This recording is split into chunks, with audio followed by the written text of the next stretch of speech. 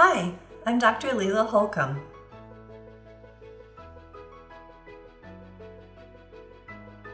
I'm here to help you and your young readers at home. I received a question from parents. The question that I received is, I know reading to my child is important. How do I, as a hearing parent, read aloud to my deaf child who is in kindergarten? I'll take a few moments to respond to that question now. All children, hearing and deaf, need the experience of being read to by a caring adult in their lives. Reading together, sitting next to each other, having a book open, the adult signing or speaking the story with the child, it's a critical part of turning every child into a reader. I grew up and my deaf parents read aloud to me. I learned through their read-alouds the strategies that they used, and I was able to apply that when reading aloud with my children. My children now are older, but I've asked my niece, Clementine, she's deaf and a kindergartner, if she will join us. Clementine and myself will model some different reading strategies with you. The first important one is that the child and the adult are sitting together so that the child can see both the printed text and the signing. Can you see the book okay? Yes. Can you see me okay? Yes. Great. The title is Uni. It's a name. The Unicorn and Dreams that Come True. You want to bring the book to life by translating the printed English into ASL. You can do this by taking on the characters through gesture, role play, facial expressions. I'll provide an example.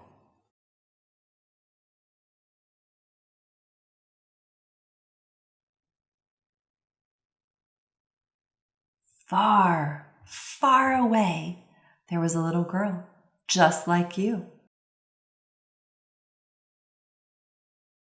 Do you see the little girl? The little girl was sitting and looking through a window, and it was pouring outside. The little girl watched. If there are pictures that provide more information than the words, use the pictures, show them to the child, explain them, discuss them, elaborate on the pictures. I'll show you what that looks like. Do you notice something odd about this picture? It's on their mouth. Yeah, what's on their mouth? They're holding umbrellas on their mouth. Isn't that funny? The unicorns are holding umbrellas on their mouths, and the top of the umbrella covers their heads. Anyways, Uni was worried about the other unicorns.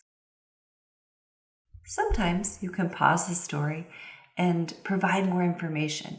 Show the child some words in English. You can fingerspell those words, sign the words, point to the words, and then continue the story.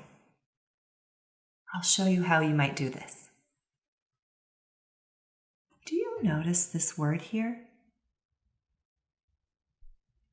Raining. What does that mean? I don't know what that means. Oh, it's raining. Notice how the word is used 3 times. Raining, raining, raining. What do you think it means?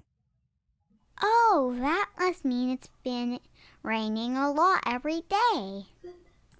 Right, it's been raining for a long time. If the printed words look similar, for example, the spelling is similar, point them out. This will help the child see these English words look similar, but in ASL, these sign words do not look similar to each other at all. They can compare and contrast the languages. I'll show you an example. They shut their eyes tight. And they wished with all their might. Take a look at these words. They're spelled similarly. Tight, might, they look alike. They're not the same, but they're almost the same. They are similar, but look how they're signed. Tight, might. They're signed very differently, but the spelling is very similar in English. Yet they mean completely different things. Some English words have different meanings. So when you're signing a story or reading aloud to the child, point out these words and show the child all different concepts in ASL that the English word can represent, so the child knows that one English word has multiple meanings. I have a good example for you. Look here. This word R-U-N, do you know what it means? Yeah, running with legs. Yes, but did you know that in English the word run has several meanings? Really? One is running with your legs. What are some others? I don't know. Okay, let me give an example. When water flows from the faucet, Wow. it can be called running. Or when the engine on a car is going, it can be called a running engine. Wow. Let's look at this sentence to see which meaning of run fits here. Oh, it says they run through the meadows. This means they're running with their legs. If you notice that the font size changes or there's interesting punctuation, go ahead and discuss that with the child. Why is the font a different size, large or small? Why are there exclamation points?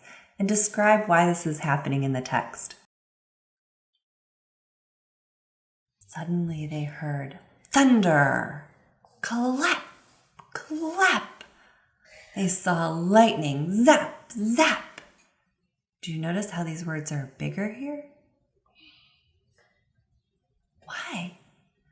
Because the lightning is really big and the thunder's really loud.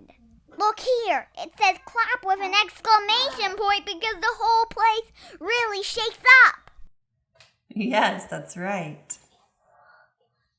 Sometimes, as you're signing in ASL, transition to signing in more English word order.